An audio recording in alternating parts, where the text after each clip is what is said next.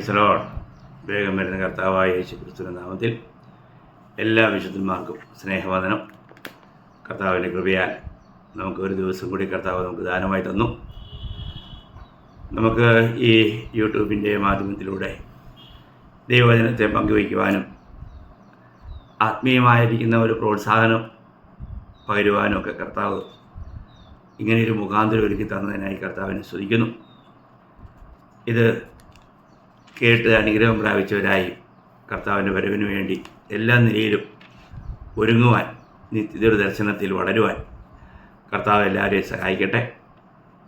നമ്മൾ ഇന്നലെ കണ്ടുകൊണ്ടിരുന്ന വിഷയം നമ്മൾ പെട്ടെന്ന് തന്നെ സമയം കളയാതെ, നമുക്ക് ആകപ്പാടെ അല്പസമയമാണുള്ളത്. ആ സമയം പൂർണ്ണമായിട്ട് കർത്താവിൻ്റെ മോഹത്തിന് വേണ്ടി നമുക്ക് ഉപയോഗിക്കാം. നമ്മൾ ഇന്നലെ കണ്ടത് പത്രോസിൻ്റെ 7 വീഴ്ചകൾ എന്നുള്ളതിനെക്കുറിച്ച് ഞാൻ പറയുകയായിരുന്നു. 2 കാര്യമാണ് നമ്മൾ കണ്ടത്. ഒന്ന്, അവർ 4 യാമത്തിൽ കടലിന്മേൽ നടന്നു വരുന്ന കർത്താവിനെ കണ്ട് അവർ ഭയപ്പെടുന്നു, ഭൂതമെന്ന് നിലവിളിക്കുന്നു. കർത്താവോട് പറയുന്നു, നിങ്ങൾ പേടിക്കണ്ട, ഞാനാകുന്നു. ഉടനെ പത്രോസ് പറയുകയാണ്, നീ ആകുന്നുവെങ്കിൽ ഈ വെള്ളത്തിന്മേൽ നടന്ന് നിൻ്റെ അടുക്കൽ വരുവാൻ കൽപ്പിക്കുക. കർത്താവ് വരാൻ പറഞ്ഞു. പത്രോസ് ഇറങ്ങി നടന്നു. നമ്മൾ ചിന്തിക്കണം, ഇവിടെ കർത്താവാണ് വിളിച്ചത്, കർത്താവിൻ്റെ വിളിയായിട്ട് ഇറങ്ങിയതാണ്.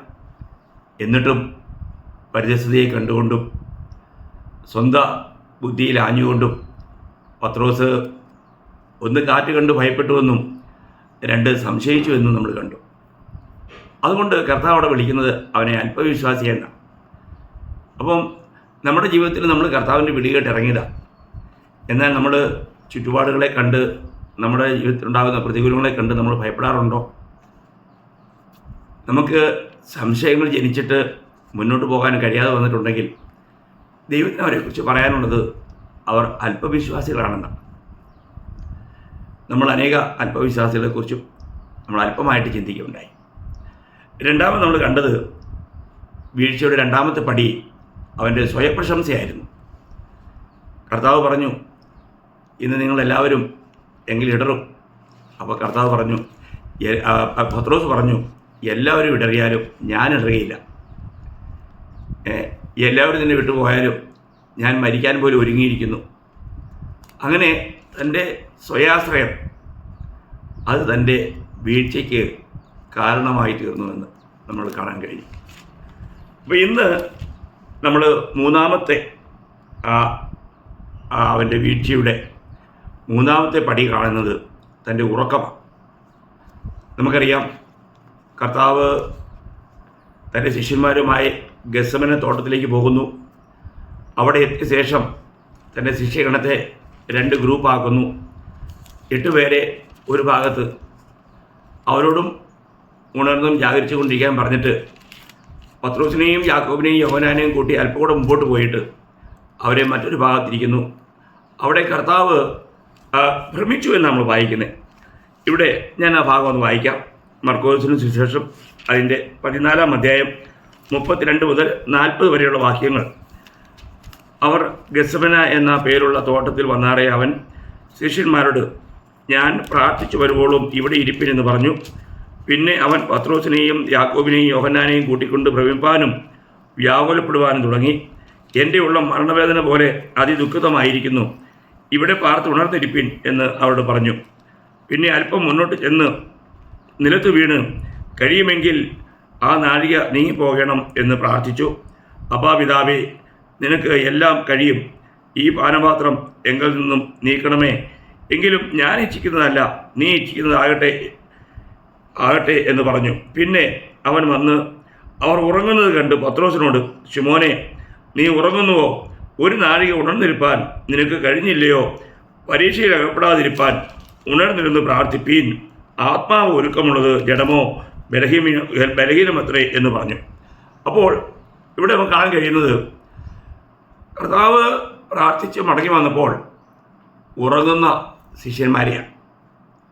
അവിടെ നമുക്ക് കാണാൻ കഴിയുന്നത്, ഈ ശിഷ്യന്മാർക്ക് അവരുടെ ജീവിതത്തിൽ അവരെത്തിയിരിക്കുന്ന ആ അവസ്ഥയെക്കുറിച്ച് മനസ്സിലാക്കാനായിട്ട് കഴിഞ്ഞില്ല. അതുകൊണ്ട് അവരവിടെ ഉറങ്ങുകയായിരുന്നു. നോക്കുക, കർത്താവ് തൻ്റെ പ്രാർത്ഥന വലിയ രക്തത്തുള്ളികൾ പോലെ വിയർപ്പ് തുള്ളികൾ വീണെന്ന് പറയുമ്പോൾ എത്രമാത്രം ഭാരത്തോടു കൂടി താൻ പ്രാർത്ഥിക്കുകയാണ്. എന്നാൽ ആ പ്രാർത്ഥനയും കഴിഞ്ഞ് മടങ്ങി വരുമ്പോൾ പ്രാർത്ഥിക്കേണ്ട ശിഷ്യന്മാർ അവിടെ ഇരുന്ന് ഉറങ്ങുകയാണ്. നോക്കുക, എത്ര ദുഃഖകരമായൊരവസ്ഥയാണ് പ്രിയമുള്ളവരെ.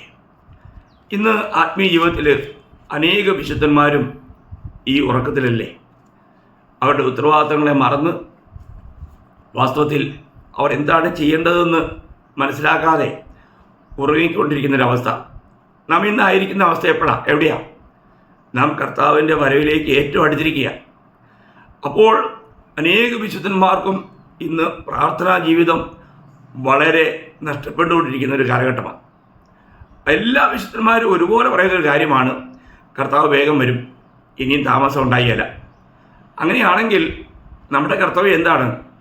നമ്മൾ ലൂക്കോസിൻ്റെ സുവിശേഷം 21-ാം അധ്യായം അതിൻ്റെ 36-ാം വാക്യം വായിക്കുമ്പോൾ, ലൂക്കോസ് 21-ന്റെ 36, ആകയാൽ ഈ സംഭവിക്കാനുള്ള എല്ലാറ്റിനും ഒഴിഞ്ഞു പോകുവാനും മനുഷ്യപുത്രന് മുമ്പിൽ നിൽപ്പാനും നിങ്ങൾ പ്രാപ്തരാകേണ്ടതിന് സദാകാലവും ഉണർന്നും പ്രാർത്ഥിച്ചു കൊണ്ടിരിപ്പിൻ.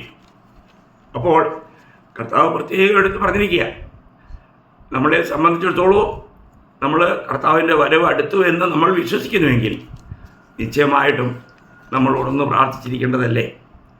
എന്നാൽ നമുക്കിന്ന് ആ നിലയിൽ ഒരു പ്രാർത്ഥനാ ജീവിതം നയിക്കുവാൻ നമുക്ക് കഴിയുന്നുണ്ടോ? നമുക്കറിയാം, പ്രാർത്ഥന ഒരു വിശുദ്ധൻ്റെ ശ്വാസോച്ഛ്വാസമായിട്ടാണ് ബൈബിൾ പറയുന്നത്. അപ്പോൾ നമുക്ക് നിരന്തരം പ്രാർത്ഥിക്കണം. അങ്ങനെ കഴിയുമോ? അത് നമുക്ക് കഴിയും. നമുക്ക് പ്രാർത്ഥിക്കാനായിട്ട് എപ്പോഴും മുട്ടുകുത്തണമെന്നോ അല്ലെങ്കിൽ ഒരു രഹസ്യ അറയിൽ കടന്ന് പ്രാർത്ഥിക്കണമെന്നോ നിർബന്ധമില്ല. നമുക്ക് നമ്മുടെ ഹൃദയവുമായിട്ട് കർത്താവുമായിട്ട് എപ്പോഴും നമുക്ക് ബന്ധപ്പെട്ടുകൊണ്ടിരിക്കാൻ കഴിയും. നമ്മുടെ അകത്ത മനുഷ്യനുമായിട്ട് എപ്പോഴും നമുക്ക് അകത്ത മനുഷ്യന് ആത്മാവുമായിട്ട് എപ്പോഴും ബന്ധപ്പെടാൻ കഴിയും. അപ്പോൾ ഒരു തുടർമാനമായിരിക്കുന്ന ഒരു പ്രാർത്ഥനാ ജീവിതം എല്ലാ വിശുദ്ധന്മാർക്കും അനിവാര്യമാണ്. അത് ദൈവവും നമ്മളുമായിട്ടുള്ള ഏറ്റവും അടുത്ത ബന്ധത്തെ കാണിക്കുന്ന ആ പ്രാർത്ഥനാ ജീവിതം എത്ര ശ്രേഷ്ഠമാണ് പ്രിയമുള്ളവരെ. ഇങ്ങനെയൊരു വലിയ കൃപ നമുക്ക് തന്നിരിക്കുക. അപ്പോൾ അന്ന് ഉറങ്ങിപ്പോയത് കൊണ്ടായിരിക്കാം പത്രോസ് തന്നെ തൻ്റെ ലേഖനത്തിൽ പറയുമ്പോൾ, നമ്മൾ 1 പത്രോസ് അതിൻ്റെ 4-ാം അധ്യായം അതിൻ്റെ 7-ാം വാക്യം വായിക്കുമ്പോൾ, 1 പത്രോസ് 4-ാം അധ്യായം അതിൻ്റെ 7-ാം വാക്യം,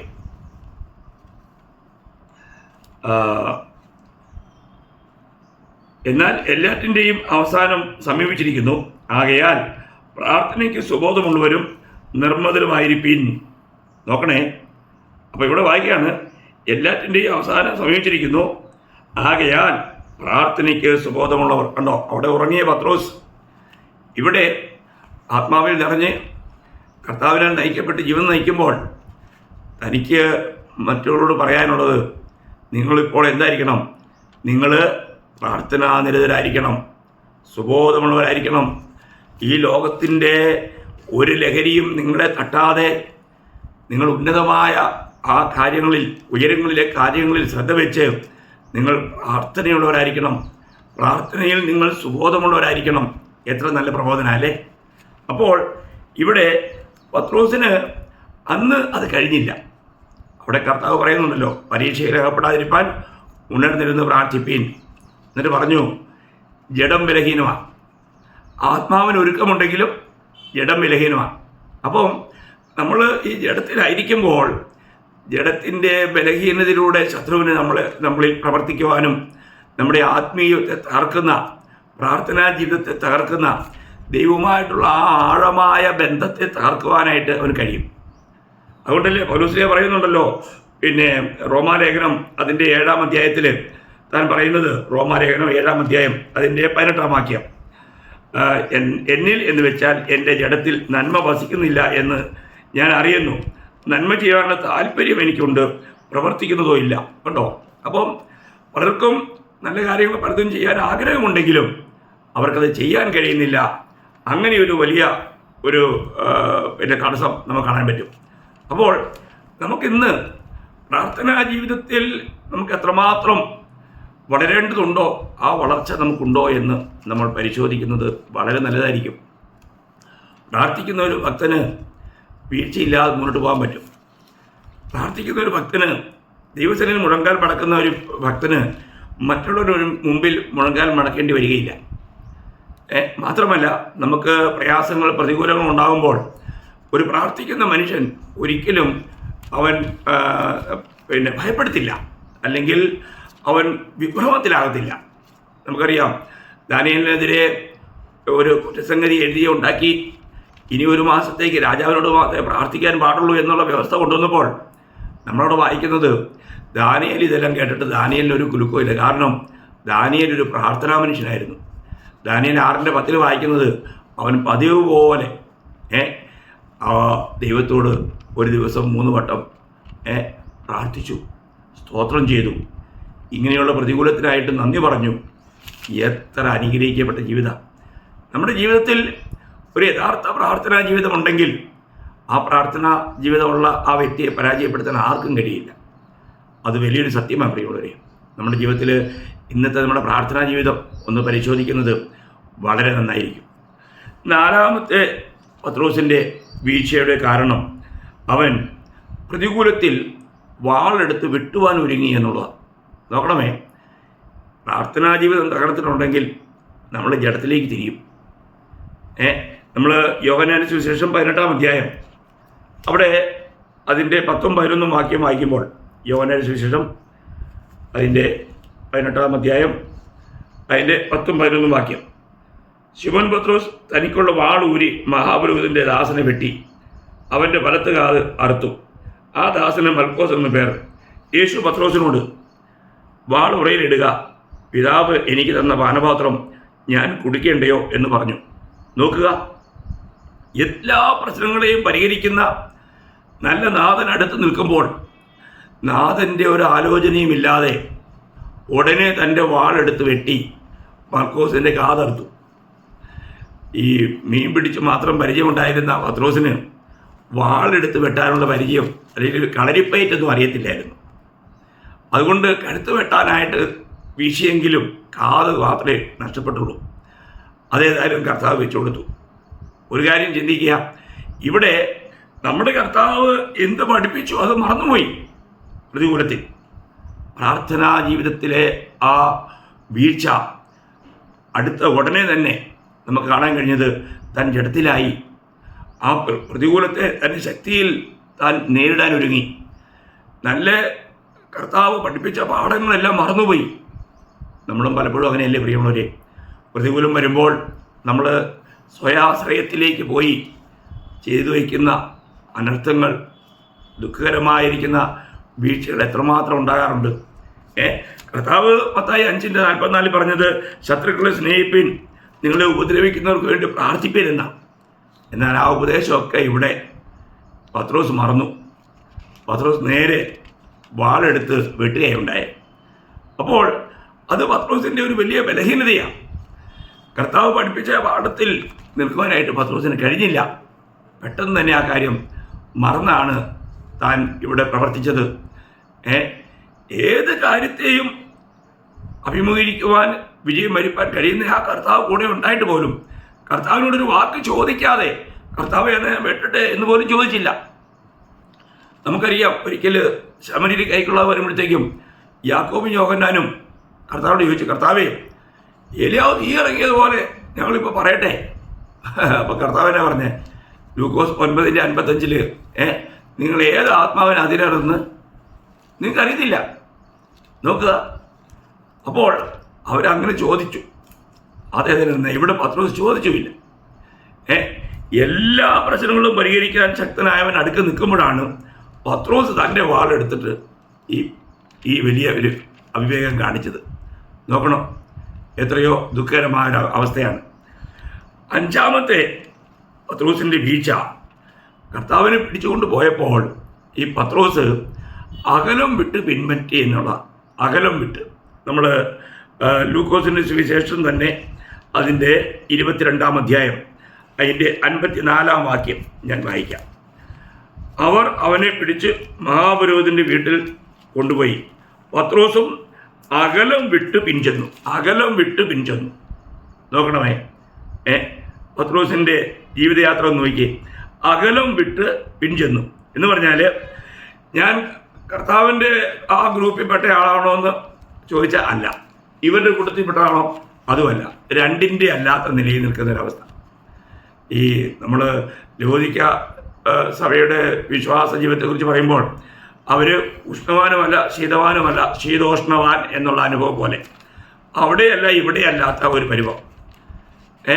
നോക്കണം, അകലം വിട്ട്, അവിടെ നമ്മൾ വായിക്കുന്നതാണ് അകലം വിട്ടുള്ള അനുഗമനം. ഇത് എത്രമാത്രം വലിയ ആ കർത്താവിൽ നിന്നും പിന്നെ എത്രമാത്രം പത്രോസ് അകന്നുപോയി എന്നതിനെ കാണിക്കുന്നൊരു കാര്യമാണ്. ഇന്നും അനേകരും അങ്ങനെയല്ലേ, കർത്താവിനെ അകലം വിട്ട് അനുഗമിക്കുന്നവർ. കാരണം അവർക്ക് അവരുടെ ഏറ്റവും വലിയ ലക്ഷ്യം യഥാർത്ഥത്തിൽ കർത്താവല്ല, ഒരു വിധത്തിൽ ലോകമായിരിക്കാം, ലോകത്തിന് ലഭിക്കുന്ന സ്ഥാനമാനങ്ങളായിരിക്കാം.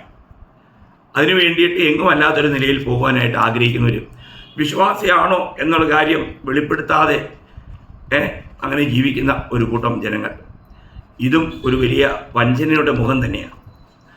ആറാമത്തെ കാര്യം നമുക്ക് കാണാൻ കഴിയുന്നത് പത്രോസിൻ്റെ വീഴ്ചയുടെ ആറാമത്തെ കാര്യം, പിന്നെ അവൻ ശത്രുക്കളോട് കൂടെ പോയി ഇരുന്ന് തീ കാഞ്ഞു എന്നുള്ളതാണ്. അത് തണുപ്പുള്ള രാത്രിയായിരുന്നു. അതേ ലൂക്കോസ് 22:55 വാക്യം. 22:55 വാക്യം. അവർ നടുമുറ്റത്ത് മുറ്റിൻ്റെ മധ്യേ തീ കത്തിച്ച് ഒന്നിച്ചിരുന്നപ്പോൾ പത്രോസും അവിടെ ഇടയിൽ ഇരുന്നു. കണ്ടോ? അപ്പോൾ കർത്താവിനെ നിന്ദിക്കുന്നവർ, പരിഹസിക്കുന്നവർ, ദുഷിക്കുന്നവർ ഒരു കൂട്ടമായി കൂടിയിരുന്ന് അവിടെ തീ കായുകയാണ്. അപ്പോൾ എന്തു ചെയ്തു? പത്രോസും അവരുടെ മധ്യത്തിൽ പോയിരുന്നു. പ്രിയമുള്ളവരെ, നമ്മളൊരു കാര്യം പ്രത്യേകം മനസ്സിലാക്കണം.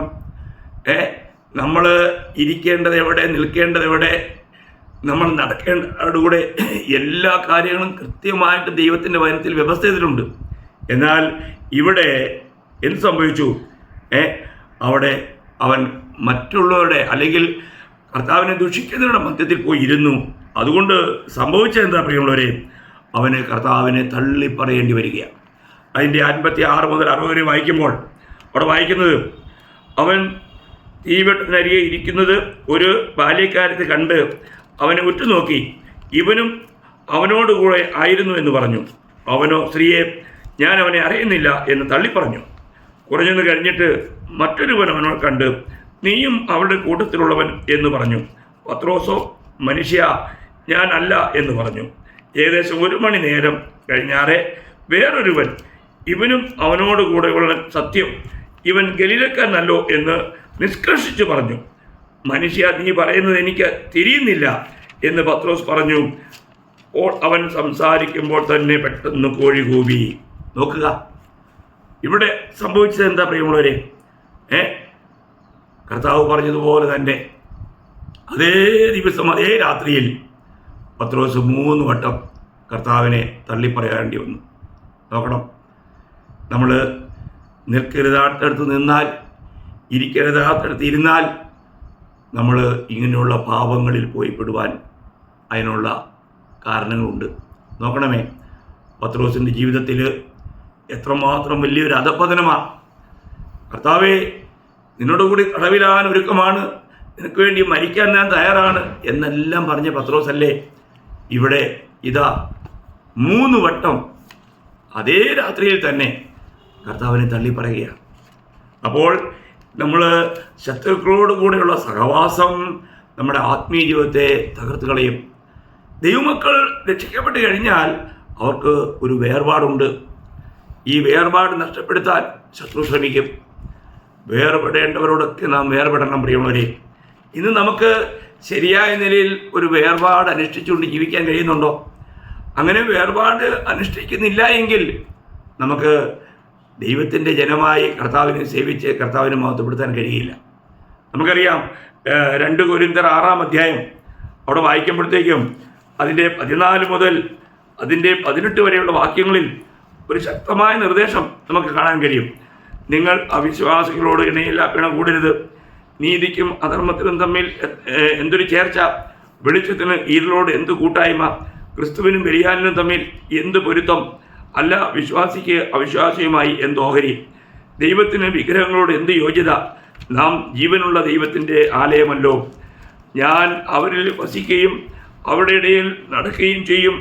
ഞാൻ അവർക്ക് ദൈവം, അവർ എനിക്ക് ജനവും ആകും എന്ന് ദൈവം അരുളിച്ചെയ്തിരിക്കുന്നുവല്ലോ. അതുകൊണ്ട് അവരുടെ നടുവിൽ നിന്നും പുറപ്പെട്ട് വേർപെട്ടിരിപ്പീൻ എന്ന് കർത്താവ് അരുളി ചെയ്യുന്നു. അശുദ്ധമായത് യാതൊന്നും തുടരുത്. എന്നാൽ ഞാൻ നിങ്ങളെ കൈക്കൊണ്ട് നിങ്ങൾക്ക് പിതാവും നിങ്ങൾ എനിക്ക് പുത്രന്മാരും പുത്രിമാരും ആയിരിക്കും എന്ന് സർവശക്തനായ കർത്താവ് അരുളി ചെയ്യുന്നു. നോക്കണേ, അപ്പോൾ ദൈവം കൃത്യമായിട്ട് ഇത് എല്ലാ നിലവാരത്തിലും നമുക്ക് വേർപാട് എത്രയോ അനിവാര്യം. ജസ്റ്റ് വിവാഹ ജീവിതത്തിൽ മാത്രമല്ല, നമ്മുടെ ആത്മീയ ജീവിതത്തിലെല്ലാം നമുക്ക് മറ്റുള്ളവരുമായിട്ടുള്ള ആ ബന്ധത്തിൽ നമുക്ക് ചിലപ്പോൾ കർത്താവിനെ ത്യജിക്കേണ്ടി വരുന്ന അനുഭവങ്ങളിലേക്ക് പോകാൻ സാധ്യതയുണ്ട്. അപ്പോൾ ഏതെല്ലാം നിലയിലുള്ള വേർപാട് നമുക്ക് ആവശ്യമാണോ അവിടെയെല്ലാം നമ്മൾ വേർപെട്ടിരിക്കണം. അപ്പോൾ കർത്താവ് നമ്മളെ കൈക്കൊള്ളുമെന്ന്. സഭ, എക്ലീസിയ എന്ന് പറഞ്ഞാൽ തന്നെ കർത്താവിൻ്റെ പ്രത്യേകമായ ഉദ്ദേശത്തിന് വേണ്ടി വിളിച്ച് വേർതിരിക്കപ്പെട്ടവരുടെ കൂട്ടം എന്നുള്ളത്. യഥാർത്ഥമായും രക്ഷിക്കപ്പെട്ട ദൈവമക്കളുമായിട്ടായിരിക്കണം നമുക്ക് ഏറ്റവും വലിയ ബന്ധം ഉണ്ടായിരിക്കേണ്ടത്. ഇന്ന് നമ്മുടെ ബന്ധം അങ്ങനെയാണോ? ഈ പഴയ നിയമത്തിൽ പോലും നമുക്കറിയാം, യേശയ്യാ പ്രവചനം അതിൻ്റെ 52-ാം അധ്യായം അതിൻ്റെ 11-ാം വാക്യം വായിക്കുമ്പോൾ യേശയ്യാവ് 52:11 വിട്ടുപോരുവിൻ, വിട്ടുപോരുവിൻ, അവിടെ നിന്നും പുറപ്പെട്ടു പോരുവിൻ, അശുദ്ധമായതൊന്നും തുടരുത്, അതിൻ്റെ നടുവിൽ നിന്നും പുറപ്പെട്ടു പോരുവിൻ, യഹോവയുടെ ഉപകരണങ്ങളെ ചുമക്കുന്നവരെ നിങ്ങളെ തന്നെ നിർമ്മലീകരിപ്പിൻ. ഉണ്ടോ? വിട്ടുപോരുവിൻ ഒരു വലിയ വിളിയാണ്. നമ്മൾ പത്രോസ് പെന്തക്കോസ്ത് ദിനത്തിൽ നിന്ന് പ്രസംഗിക്കുമ്പോഴും പറയുന്ന ഒരു കാര്യം, അതിൻ്റെ അപ്പോസ്തലപ്രവൃത്തി 2:40 അവിടെ പറയുന്നത്, ഈ വക്രതയുള്ള തലമുറയിൽ നിന്നും രക്ഷിക്കപ്പെടുവിൻ എന്ന് പറഞ്ഞു. ഈ വക്രതയുള്ള തലമുറയിൽ നിന്നും രക്ഷിക്കപ്പെടുവിൻ. അവിടെയെല്ലാം ഈ വേർപാടിനെ കുറിച്ചുള്ള ശക്തമായ മുന്നറിയിപ്പുകൾ. അപ്പോൾ നമ്മൾ ചിന്തിക്കണം, നമ്മുടെ ജീവിതത്തിൽ നമുക്ക് യഥാർത്ഥമായും ഈ വേർപാടുണ്ടോ? ഇല്ലെങ്കിൽ പത്രോസിന് സംഭവിച്ചതുപോലെ കർത്താവിനെ തള്ളിപ്പറയുന്ന അനുഭവത്തിലേക്കും വലിയ പാപത്തിൻ്റെ വീഴ്ചയിലേക്കും പോകുവാനായിട്ടുള്ള സാധ്യത നമുക്ക് ധാരാളമുണ്ട്. അവസാനം 7ാമത്തെ കാര്യം കൂടെ പറഞ്ഞ് ഞാൻ അവസാനിപ്പിച്ചോട്ടെ. അവിടെ വായിക്കുന്നത് അവൻ്റെ പഴയ ജീവിതത്തിലേക്ക് അവൻ തിരിച്ചു പോയെന്നുള്ളതാണ്. അതെത്ര ഭയങ്കരമല്ലേ!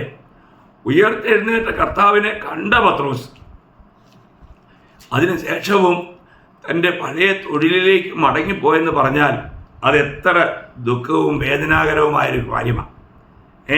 നമ്മൾ യോഹന്നാന്റെ സുവിശേഷം 21-ാം അധ്യായം അതിൻ്റെ 2 മുതൽ 5 വരെയുള്ള വാക്യം വായിക്കുമ്പോൾ, ശിമോൻ പത്രോസും ദിദിമോസ് എന്ന തോമസും ഗലീലയിലുള്ള കനയിലെ നഥനയേലും സെബദി മക്കളും അവൻ്റെ ശിഷ്യന്മാരിൽ വേറെ 2 പേരും ഒരുമിച്ച് കൂടിയിരുന്നു.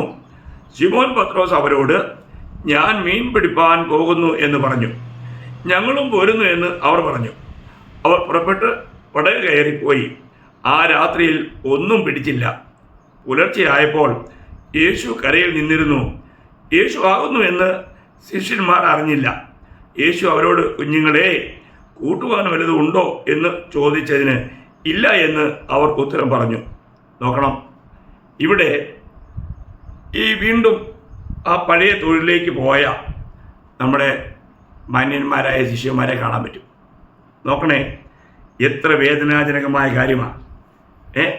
അപ്പോൾ കർത്താവിനെ തള്ളി പറഞ്ഞ ആ പത്രോസ് ഇതെല്ലാം കഴിഞ്ഞിട്ട് ഇതാ തൻ്റെ 7ാമത്തെ വീഴ്ച എന്ന് പറയുന്നത് പഴയ ആ തൊഴിലിലേക്ക് വീണ്ടും പോയി. നമ്മൾ ചിന്തിക്കണം. അപ്പം ഈ ശിഷ്യന്മാർ മടങ്ങി വരുമ്പോൾ അവരെത്ര ഉദാസീനരായിരുന്നു. എന്നാൽ കർത്താവ് അവർക്ക് വേണ്ടി ആ കടൽക്കരയിൽ കാത്തു നിൽക്കുകയാണ്. എന്നിട്ട് അവരോട് ചോദിച്ചത് വല്ലതും ഉണ്ടോ? ഒന്നുമില്ല. അപ്പോൾ അവർക്ക് വേണ്ടിയിട്ട് ഇവിടെ കർത്താവ് എല്ലാം ഒരുക്കിയിരിക്കുക. നമ്മൾ ചിന്തിക്കണം, കർത്താവിന് നമ്മളുള്ള സ്നേഹം. ഒരു രീതിയിൽ പറഞ്ഞു കഴിഞ്ഞാൽ പത്രോസിൻ്റെ ഹൃദയത്തെ പിടിച്ചു കുലുക്കിയ ഒരു അനുഭവമാണ് അവിടെ നടക്കാൻ പോകുന്നത്, അല്ലെങ്കിൽ നടന്നത് എന്ന് കാണാൻ കഴിയും.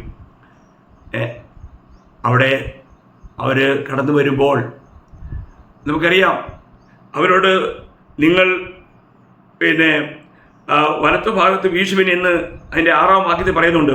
പടകിൻ്റെ വലത്തു ഭാഗത്ത് വീശുവിൻ, എന്നാൽ നിങ്ങൾക്ക് കിട്ടും എന്ന് അവൻ അവരോട് പറഞ്ഞു. അവർ വീശി, മീനിൻ്റെ പെരുപ്പം ഹേതുവായി അത് വലിപ്പാൻ കഴിഞ്ഞില്ല. അപ്പോൾ 153 വലിയ മത്സ്യങ്ങൾ ആ വലയിൽ കയറിയിട്ടും ആ വല പൊട്ടിയില്ല, കയറിയില്ല. അത് കൊണ്ടുവന്നു. അപ്പോൾ ഇവിടെ കർത്താവ് അവർക്ക് വേണ്ടി രാത്രി മുഴുവൻ അധ്വാനിച്ച്, വെള്ളത്തിൽ അധ്വാനിക്കുന്നവർക്കറിയാം തണുത്ത് വിറച്ചിരിക്കുക, കാറ്റുണ്ട്. എന്നാൽ ഇവിടെ ഇത് ആ കനൽ കൂട്ടിയിരിക്കുക, ഒരു നല്ല കനൽ. എന്നിട്ട് മത്സ്യം വറുത്ത് വെച്ചിരിക്കുക. അവരോട് പറഞ്ഞു വന്ന് പ്രാതൽ കഴിപ്പീൻ. ഇവിടെ വന്നിരുന്ന് തണുപ്പൊക്കെ മാറ്റി പ്രാതലെല്ലാം കഴിക്കാൻ. നമുക്കൊരു മനസ്സിലാക്കണം, ഈ പ്രാതൽ കഴിച്ചു കഴിഞ്ഞപ്പോൾ കർത്താവ് പത്രോസിനോട് ചോദിക്കുന്ന ചോദ്യമുണ്ട്. അതാണ് നമ്മുടെ ഹൃദയത്തിലെ ഏറ്റവും നമ്മളെ സ്പർശിക്കുന്ന ഒരു വലിയൊരു വിഷയം. അവിടെ നമ്മളതിൻ്റെ 21-ാം അധ്യായം അതിൻ്റെ 15 മുതൽ വായിക്കുമ്പോൾ, അവൻ പ്രാതൽ കഴിച്ച ശേഷം യേശു ശിമോൻ പത്രോസിനോട്, യോഹന്നാൻ്റെ മകനായ ശിമോനെ, നീ ഇവരിലധികമായി എന്നെ സ്നേഹിക്കുന്നുവോ എന്ന് ചോദിച്ചു. അതിനവൻ, ഉവ്വ കർത്താവേ, എനിക്ക് നിന്നോട് പ്രിയമുണ്ട് എന്ന് നീ അറിയുന്നുവല്ലോ എന്ന് പറഞ്ഞു. ഇവിടെ നമ്മൾ ചിന്തിക്കണം, കർത്താവ് പത്രോസിനോട് ചോദിക്കുക,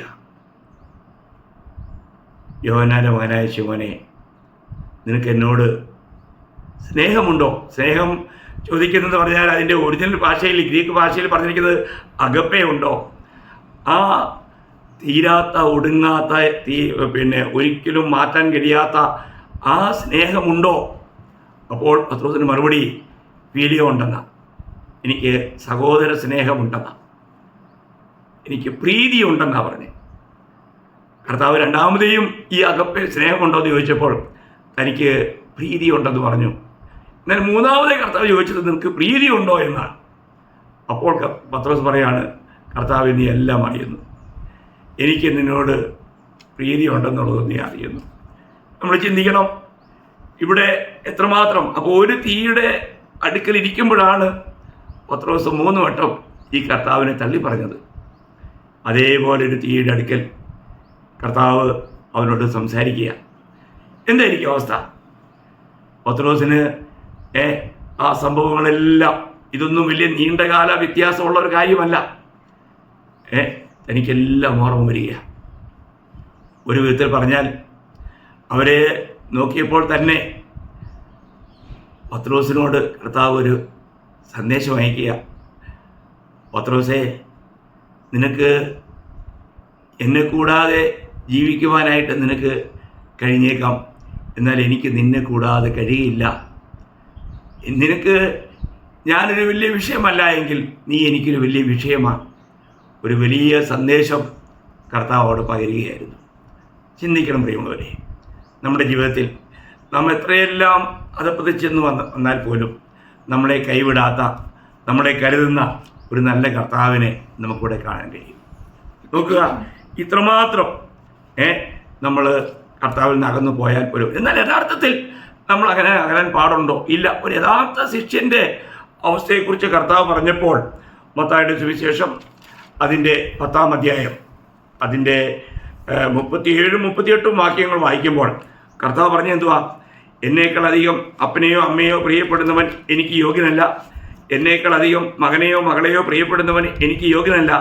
തൻ്റെ ക്രൂശെടുത്ത് എന്നെ അനുഗമിക്കാത്തവനും എനിക്ക് യോഗ്യനല്ല എന്ന് പറഞ്ഞാൽ, എല്ലാവരേക്കാളും അധികം നാം കർത്താവിനെ സ്നേഹിക്കുന്നവരായിരിക്കണം എന്നതാണ് നമ്മുടെ കർത്താവിന് നമ്മളെക്കുറിച്ചുള്ള വലിയ ആഗ്രഹം.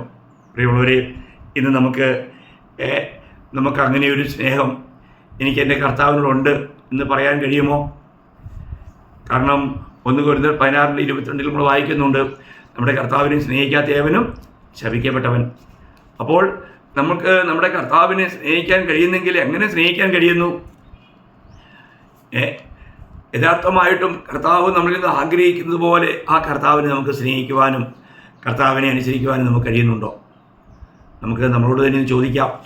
ഇവിടെ പത്രോസിൻ്റെ 7 വീഴ്ചയുടെ പടികളാണ് നമ്മൾ കണ്ടത്. ഒന്ന്, അവൻ്റെ അല്പവിശ്വാസമായിരുന്നു. 2 അവൻ്റെ സ്വയപ്രശംസയായിരുന്നു. 3 തൻ്റെ ജീവിതത്തിലെ ഉറക്കമായിരുന്നു. 4 തൻ്റെ ജഡത്തിൽ താൻ പെട്ടെന്ന് തന്നെ പ്രതികൂലങ്ങളെ അവിവേകത്തോടെ വാളെടുത്ത് വെട്ടുന്ന ആ ഒരു യുദ്ധത്തിനുള്ള ഒരുക്കമായിരുന്നു.